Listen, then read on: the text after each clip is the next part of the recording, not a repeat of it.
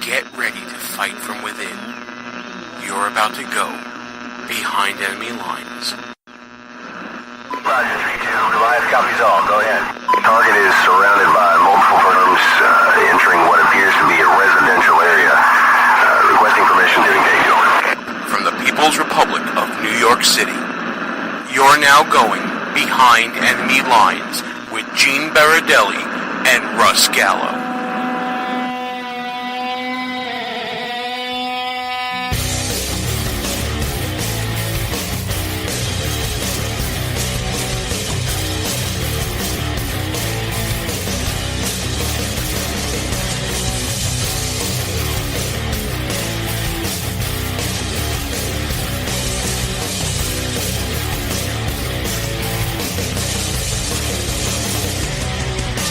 And you are now behind enemy lines. Hey there, how you doing, America? Gene Baradelli here with you. So glad you could be with us this week, whether you're listening at www.behindenemylinesradio.us, whether you're listening at one of our rebroadcast outlets, we're glad to have you with us, or if you downloaded this as a podcast or listening to us on your computer, thanks for tuning in. We really appreciate you finding us. Got a great show this week.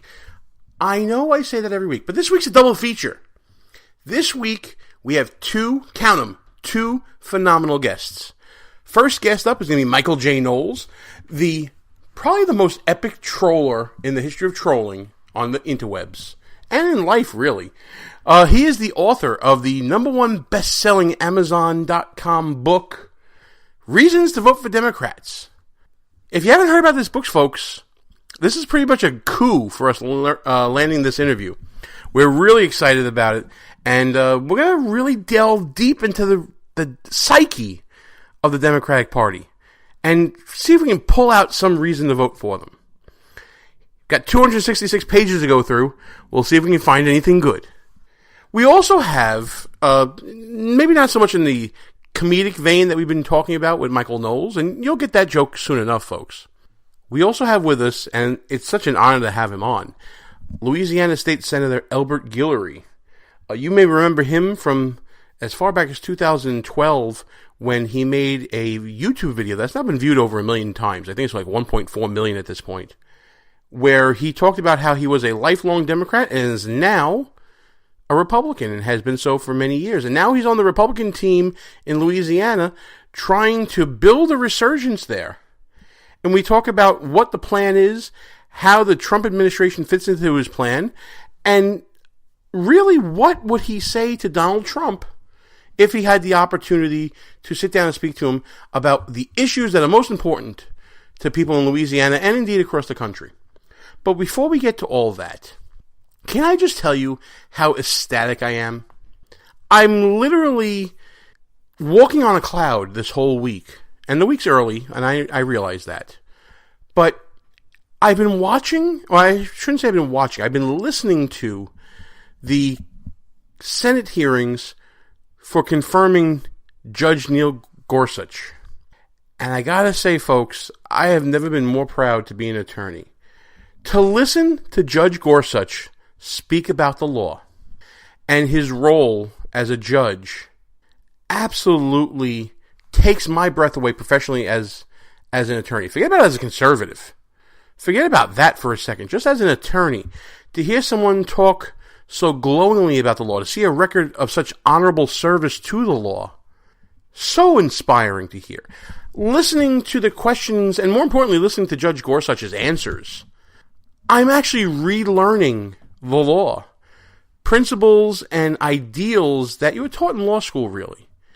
But in your cynical life, you kind of lose. Now, I'll admit it. You get ground down to the nub sometimes when you practice in law. But to hear Judge Gorsuch talk about his 10 years on the bench in the Court of Appeals, it really made me beam with pride to be in a profession, to share a profession, I should say, with Neil Gorsuch. And to hear his responses and his eloquence, whether the questions are coming from Republicans who we all know are friendly to him, or if they're coming from Democrats who we all know are hostile to him for absolutely no reason whatsoever. Actually, for no good reason whatsoever. They have reasons. They're all political reasons. We'll get into that in a second. But to hear his responses, his even temper, his consistent answers, what a joy. An absolute joy. And, this is one of the first confirmation hearings I've listened to in a while. I remember listening to Judge Sotomayor's. I remember listening to Judge Kagan's. But at this stage in my legal career and hearing him speak, it felt like a renewal, a reinvigoration for me for the practice of law. And, it sounds corny, it sounds crass, it sounds like I'm blowing smoke, but it's the truth. I'm looking forward to the rest of my week in practicing law and really have a different outlook on it, thanks to Neil Gorsuch. Again, I know it sounds trite, but it's honestly the truth. And the reason for that is the approach that he takes to answering these questions about his record, about his judicial philosophy, about his jurisprudence, really just awe-inspiring at the way he is handling things.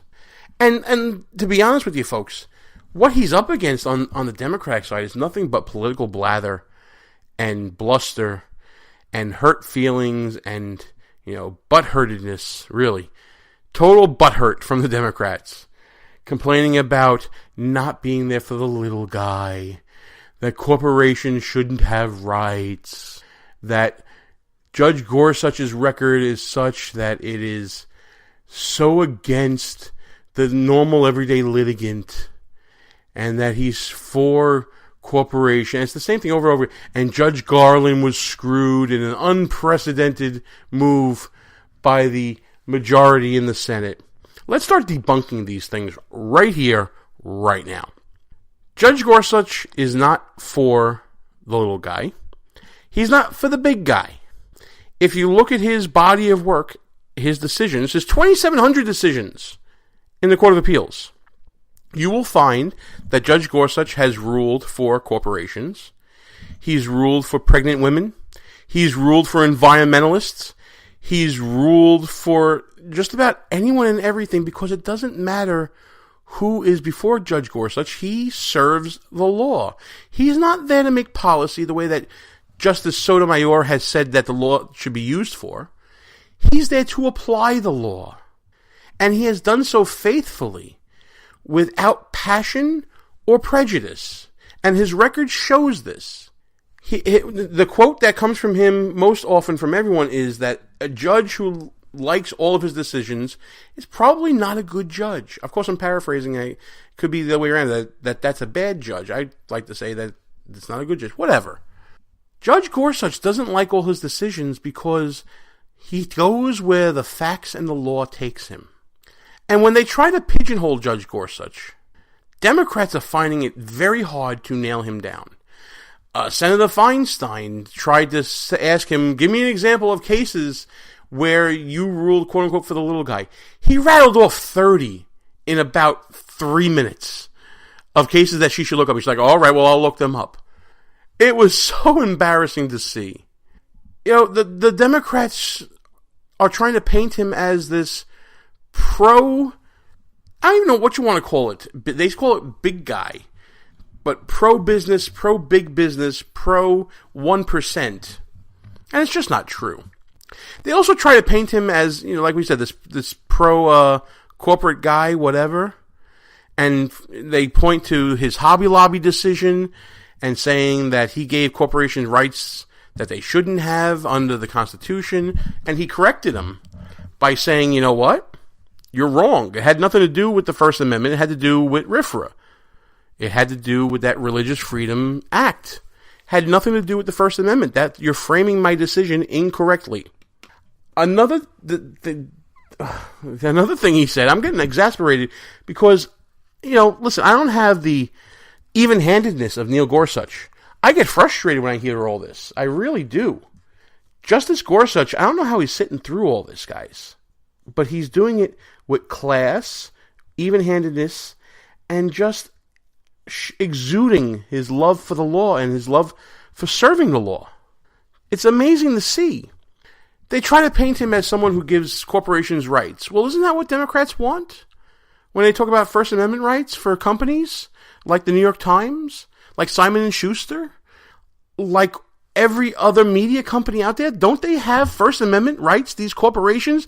These dastardly, horrible corporations?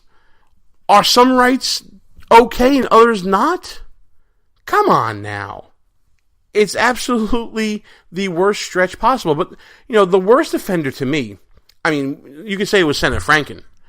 But to me, Senator Whitehouse, he basically needed an education from Judge Gorsuch in separation of powers. Go back, find a video of Senator Whitehouse, and watch how Judge Gorsuch just really turns the screw on him and starts teaching him and says, I am not a player in the law. I serve the law. It blew my mind when that was all going on. Check it out on your YouTubes, your Twitters, your Facebooks. And of course, the Franken, talking about how the document that he swore an oath to was different than the document that Justice Scalia swore an oath to. I'm just going to leave that right there.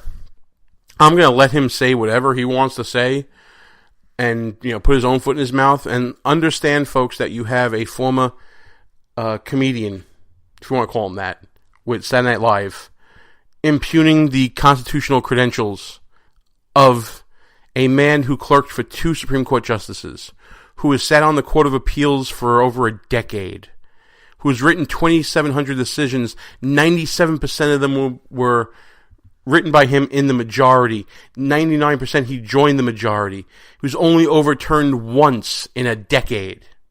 Usually means that Judge Gorsuch gets it right. And if you get it right that often, you're not just doing it for, quote-unquote, one side or the other. See, politics is very easy to disparage people and criticize people and pigeonhole people. Judge Gorsuch will not be pigeonholed. They try to bring in statements about Donald Trump and President Trump, what President Trump said on his Twitter about him, and what Reince Priebus said at CPAC about him, and how they're going to turn the tide and all this other nonsense. And Judge Gorsuch said, wait a minute. I speak for me. They don't speak for me. You want to ask me how I feel about something? I tell you. You don't go to them. I don't subscribe to what they say about me. Let them say whatever they want about me. It's not my job.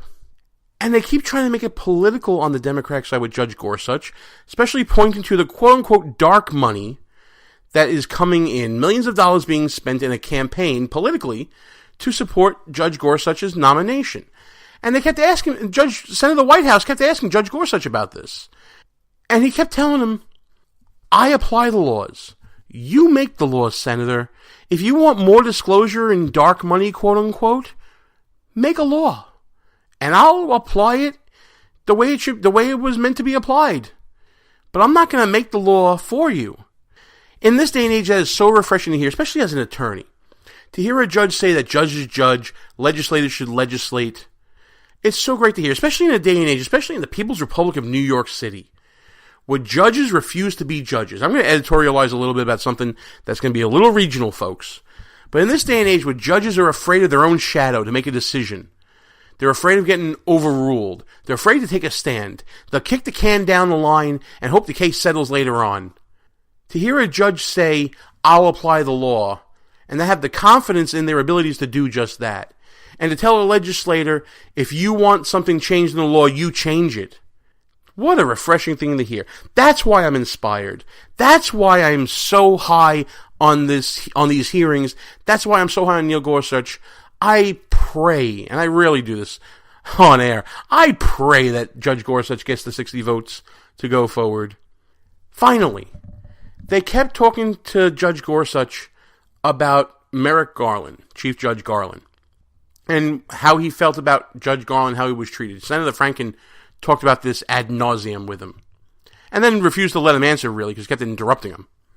Judge Gorsuch, as expected, stayed out of the political fray, didn't answer the question, and I thought that was great, because you got to understand, folks, these judges may be called on to make decisions in the future. Judges should never opine on things of a political nature. There's lots of restrictions on what he can and cannot talk about. Judge Gorsuch would not be goaded in by Senator Franken into a political debate. And I think that's what annoyed Democrats the most, the refusal of Judge Gorsuch to get into the dirt with him. And by doing that, it uplifted him to show as a shining example for all how a judge should be acting.